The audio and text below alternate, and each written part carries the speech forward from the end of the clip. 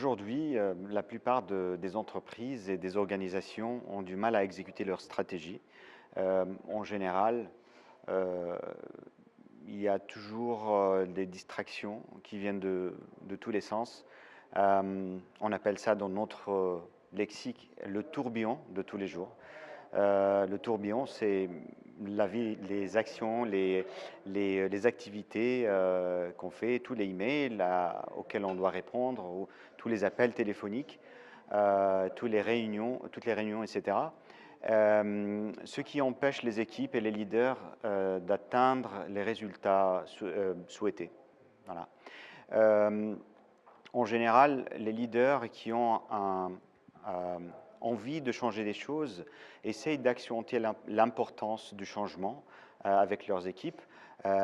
Ils essaient de mettre en place un système pour responsabiliser les gens en espérant qu'un jour, ils vont s'approprier les tâches jusqu'à ce qu'on atteigne un niveau d'habitude dans la performance. Une fois atteint, je vois ça comme la montée d'une pyramide ou d'une grande montagne. Une fois on atteint le sommet, en général, les leaders peuvent redescendre et chercher une autre initiative, un autre changement à réaliser. Sauf que ce qui empêche vraiment la réalisation de ce process, c'est ce qu'on appelle le tourbillon. Voilà. C'est tout ce qui se passe dans la journée. Il y a certains qui appellent ça le vrai travail. Le vrai travail. Alors, il faut distinguer entre le tourbillon, l'opération, le travail de tous les jours et tous les objectifs qui vont contribuer à réaliser le progrès d'une entreprise ou d'une équipe. Donc, si on continue à se focaliser sur ce tourbillon, malheureusement, on va continuer à avoir les mêmes résultats qu'on a aujourd'hui. Pour avoir des résultats différents, il faut prendre un recul et il faut se poser la question, comment peut-on faire notre travail d'une manière différente? Voilà. Il suffit juste de consacrer peut-être 15 ou 20% de notre énergie pour se concentrer sur les objectifs et les initiatives pour pouvoir progresser dans le temps et dans les résultats. Une approche très simple qui peut nous aider à faire ça, on appelle ça les 4 disciplines de l'exécution. Donc c'est un concept très simple de change management. Ce n'est pas vraiment une méthodologie académique assez sophistiquée et compliquée, et c'est non plus une approche de gestion de projet.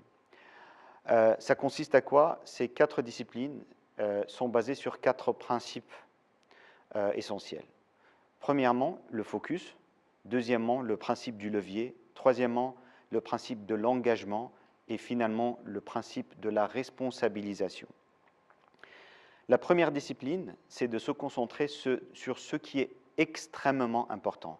Et le mot extrêmement, peut-être, on ne l'utilise pas tous les jours, mais c'est juste pour faire la différence entre tout ce qui est très important dans la vie de tous les jours, dans le tourbillon, justement, et le 1 ou 2 objectifs qui ont plus d'importance.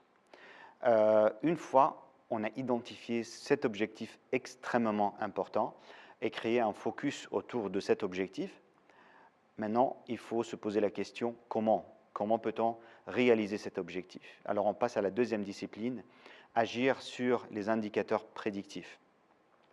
Les leaders, en général, préfèrent se concentrer sur ce qu'on appelle les indicateurs historiques qui représentent le résultat. Alors ici, c'est un peu contre-intuitif. On est en train de dire, au lieu de se concentrer sur le résultat, il faut se concentrer sur ce qui nous ramène le résultat. C'est l'ensemble d'activités ou de comportements qui vont bouger le résultat. Il faut que ça soit prédictif de l'atteinte des résultats, mais aussi il faut que ça soit influençable par la personne ou par l'équipe. Donc, après avoir identifié le quoi et le comment, maintenant, c'est le tour de l'engagement de l'équipe. Comment peut-on transformer le travail de tous les jours en un jeu avec beaucoup d'engagement du côté de l'équipe. On a l'habitude de créer des tableaux de bord, les leaders ont l'habitude de créer des tableaux de bord qui vont capter beaucoup de paramètres pour pouvoir analyser la performance des individus et l'équipe.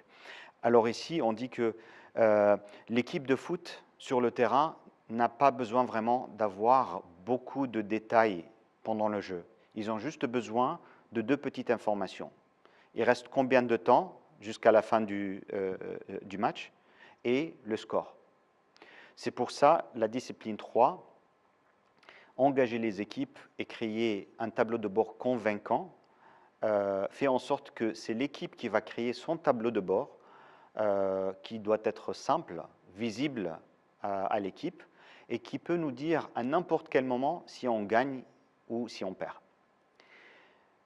Les disciplines 1, 2 et 3 préparent l'exécution et c'est à la discipline 4 on fait vraiment l'exécution.